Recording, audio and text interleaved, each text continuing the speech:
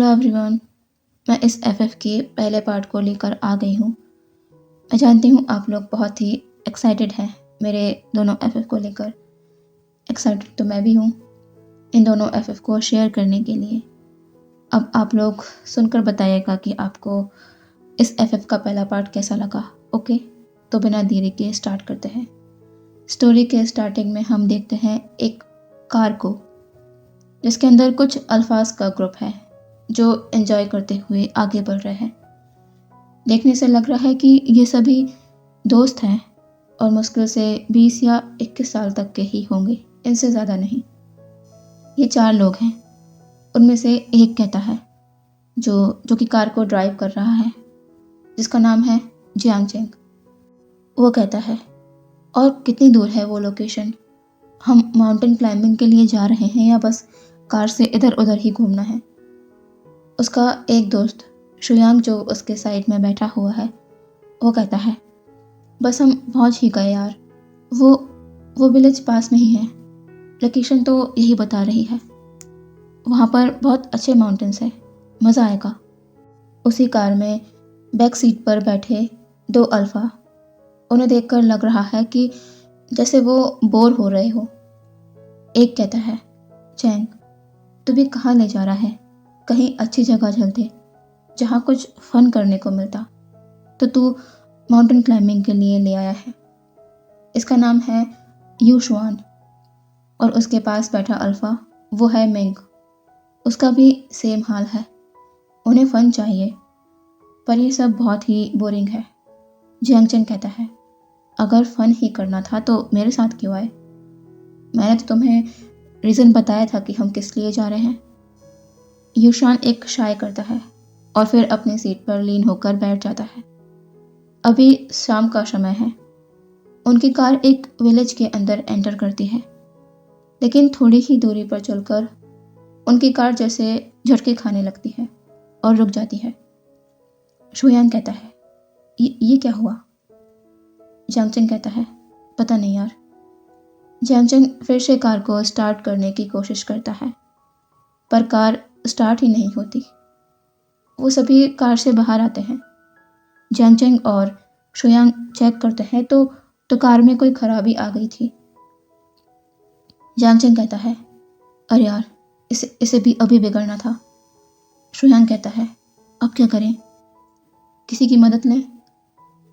जियांगचेंग कहता है, ये गांव बहुत ही छोटा है, यहाँ तो गाड़ियाँ भी नहीं चलती होगी, तो मैकेनिक मिलना तो दूर की बात है। नेटवर्क अलग नहीं है, अब क्या करें? शुयांग कहता है, जियांगचेंग, क्यों ना हम किसी को मदद के लिए यहाँ पर बुला लें? रात भर तो यहाँ पर इस तरह खड़े नहीं रह सकते ना। जियांगचेंग कहता है, हाँ वो तो ठीक है, पर नेटवर्क? शुयांग कहता है, इस गांव से बाहर जब हम आ रहे थे तब तक कुछ दूरी तक नेटवर्क था, पर यहीं पर ही नेटवर्क नहीं है। हम वापस वहीं चलते हैं और नेटवर्क मिलते ही किसी को मदद के लिए बुलाते हैं। क्या कहते हो? जियांगचेंग कहता है, ठीक है, ये सही रहेगा, पर किसी को यहाँ पर भी रुकना होगा, कार के पास। यूशुआन कहता है, मैं बहुत थक गया हूँ, तुम लोग जाओ, मैं यहीं पर हूँ। मिंग कहता है, मैं भी यूशुआन के साथ यहीं पर रुकता हूँ। जियांगचेंग कहता है, ठीक है, तो मैं और शुयांग मदद के लिए जा रहे हैं। मिंग कहता है, जल्दी वापस आ जाना, अंधेरा भी होने वाला है। शुयांग कहता है, हाँ ठीक है। जियांगचेंग और शुयांग वहाँ से चले जाते हैं। यूशुआन और मिंग वहीं कार के पास खड़े होकर जियांगचेंग और शुयांग के आने का इंतज़ार करने लगते हैं। यूशुआन अपने जैकेट की पॉकेट में से सिगरेट निकालता है और वहीं खड़ा स्मोकिंग करने लगता है। तभी उसकी नज़र एक तरफ जाती है। वहाँ दूर से एक ओमेगा चलकर आ रहा था। उसके हाथ में लकड़ी का बकेट जैसा कुछ है। शायद वो पानी भरने के लिए कहीं जा रहा है। यूशुआन एकटक उस ओमेगा को देखने लगता है। तभी मिंग की नज़र यूशुआन पर जाती है। वो उसकी नज़रों को फॉलो करता है तो देखता है कि यूशुआन उस ओमेगा को देख रहा है। कुछ समय के लिए तो मिंग की नज़र भी उस ओमेगा पर अटक जाती है। फिर वो अपने होश में आता है और ईशान को देखता है जो स्मोकिंग करते हुए उस ओमेगा को देखे जा रहा है। ईशान ईशान की आंखों में जो अभी है वो मिंग समझ गया है। वो कहता है, ऐसा सोचना भी मत। ये मत भूलो कि हम जंक्शन के साथ यहाँ पर आए हैं। ईशान मिंग की इस बात पर कुछ नहीं कहता। वो ओमेगा बस साइलेंटली वहाँ से चला गया था। उसकी नज़र बस अपने रास्ते पर थी। उसने ईशान और मिंग को देखा भी नहीं। अब यहाँ से देखते हैं सीधे 4 घंटे बाद। उसी गांव में वो कार जो वहाँ पर खड़ी हुई थी, अब वो वहाँ पर नहीं थी। कुछ देर बाद उसी गांव में एक ब्लैक लग्जरियस कार एंटर करती है। कार के रुकते ही उसमें से एक अल्फा बाहर आता है, tall, handsome, fully black office attire में। कार से उतरकर वो अल्फा आसपास देखता है, फिर अपने फ़ोन को बाहर कर कुछ चेक करता है। वो उसी लोकेशन पर खड़ा है जहाँ उसे बुलाया गया था, गुशु विलेज। पर वो लोग कहाँ हैं? यहाँ पर अंधेरा है। वो अल्फा अपने फ़ोन के टॉर्च को ऑन करता है और इधर उधर देखते हुए आगे बढ़ जाता है। कुछ दूर चलकर उसे जैसे कुछ आवाज़ आई। उसे लगा शायद ये उसका वहम है। वो आगे बढ़ गया। तभी फिर से वही आवाज़, किसी के सिसकने की। वो अल्फा साइड में टर्न होता है और अपने कदमों को उस तरफ बढ़ा देता है जहाँ से उसे वो आवाज़ सुनाई दी थी। कुछ दूर चलकर उसने देखा किसी इंसान को जो झाड़ियों के बीच अपने आप को समेटकर अपनी नीज को हक करके बैठा हुआ है।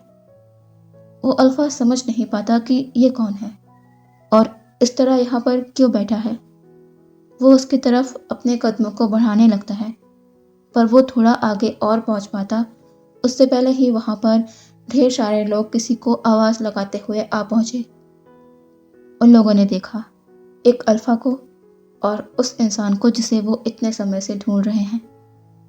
2 लोग जल्दी से उस ओमेगा के पास पहुँचते हैं और उसकी हालत को देखते हैं जिसके जिसके कपड़े कुछ ठीक नहीं हैं।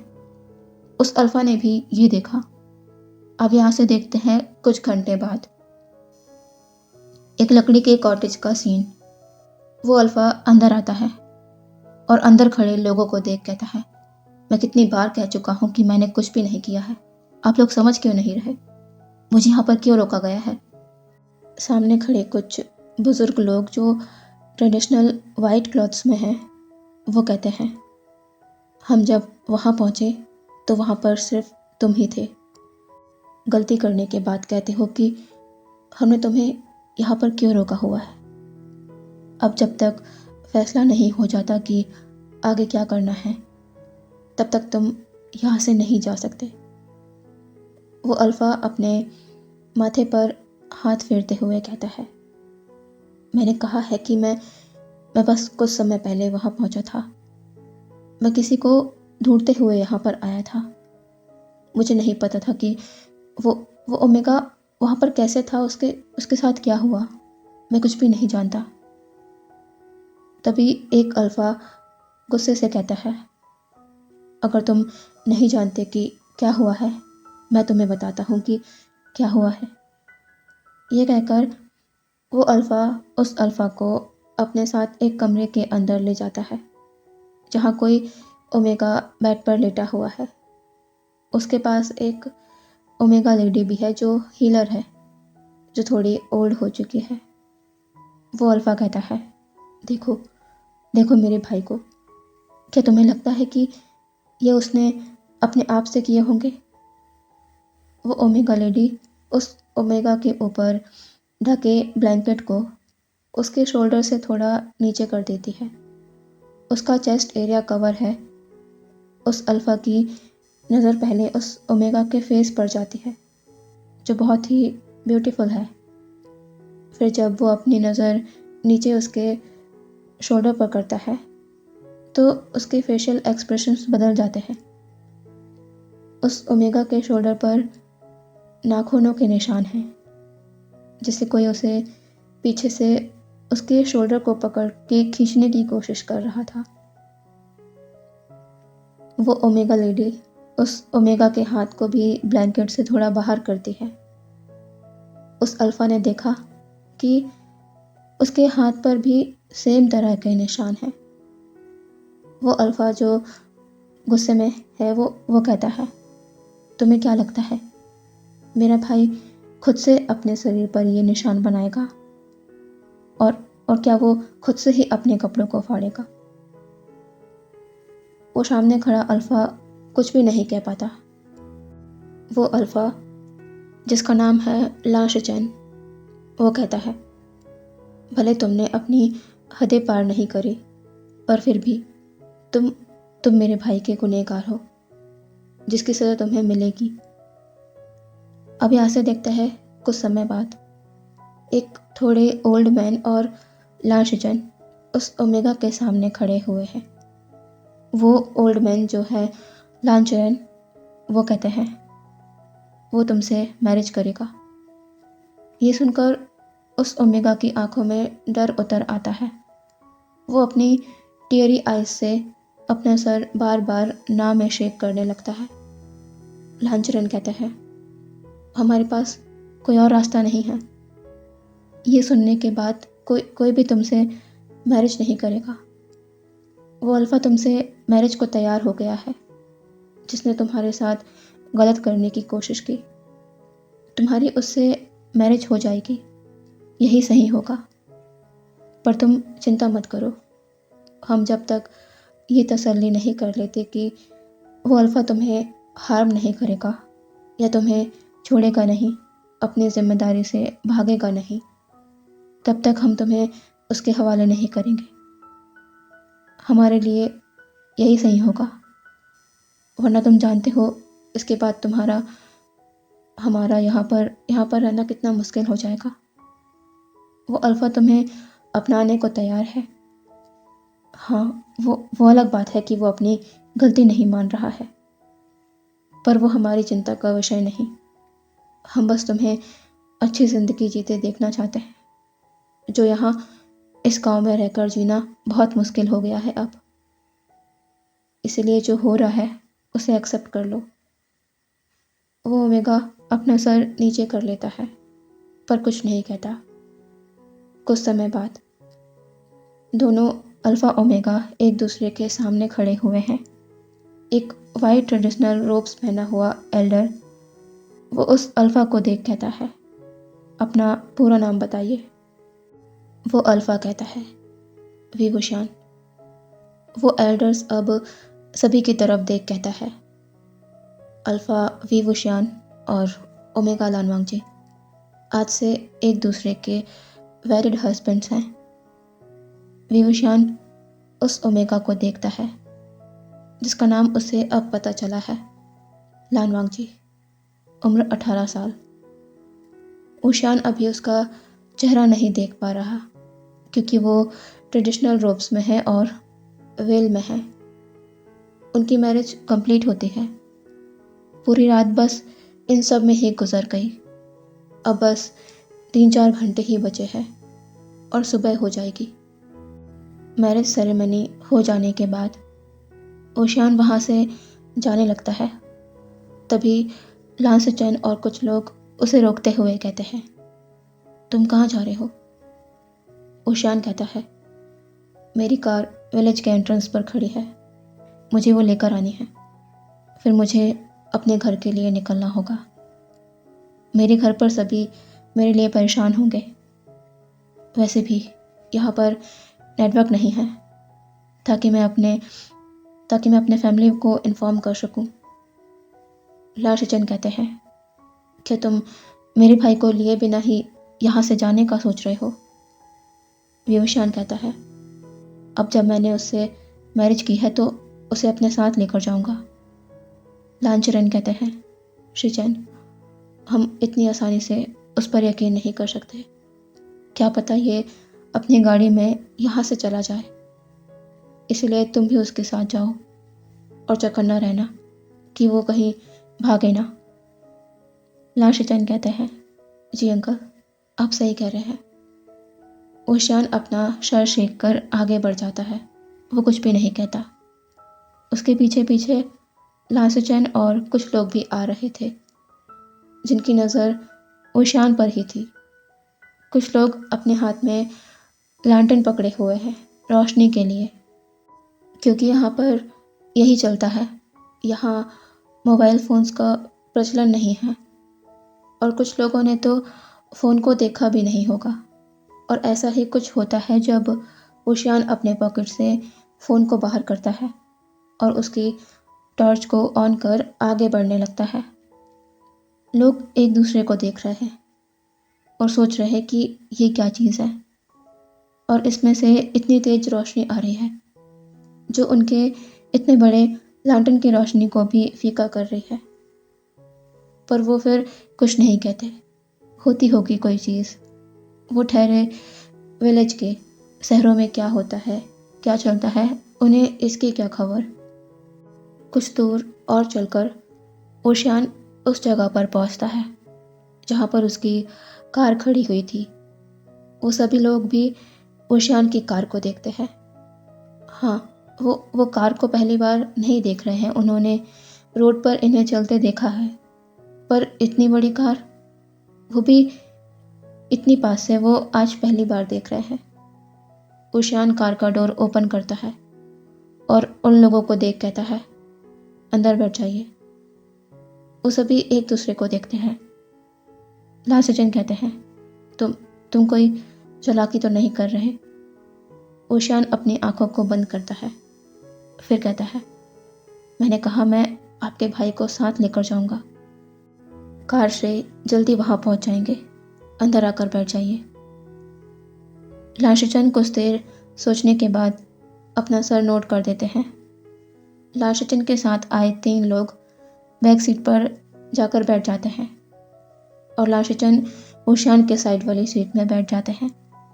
ऊशियान कार को स्टार्ट कर विलेज के अंदर लैंचरन के हाउस के पास ले जाता है जहाँ से वो आए थे। बस थोड़े ही समय में ऊशियान की कार कॉटेज के सामने थी। वहाँ पर मौजूद सभी लोग देखकर हैरान होते हैं कि इस अल्फा के पास इतनी बड़ी कार है। देखकर ही लग रहा है कि ये शहर में किसी अमीर घर से आता होगा। सभी लोग कार से बाहर आते हैं। उन्हें यकीन नहीं हो रहा, वो बस 2 मिनट में यहाँ पहुँच गए। ऊशियान सभी के सामने आकर कहता है, मुझे देर हो रही है, मुझे वापस जाना है। लांचरन कहते हैं, सुबह होने वाली है, तुम्हारे घर का रास्ता कितनी दूरी पर है? ऊशियान कहता है, मुझे घर पहुंचने में 5 घंटे लगेंगे।